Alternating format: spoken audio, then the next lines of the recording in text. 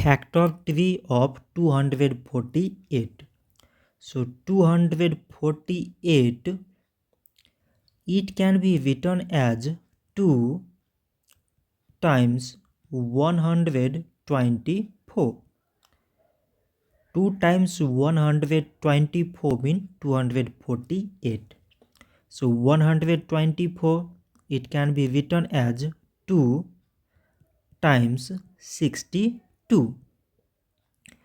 2 times 62 means 124. 62, it can be written as 2 times 31. 2 times 31 means 62. So now we select the prime numbers in all these numbers.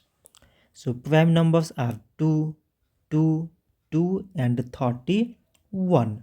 So we can write 248 is equal to the product of all these prime numbers. That is the prime number first one 2, like as these two, and at last this 31. So this much for today, and thanks for watching.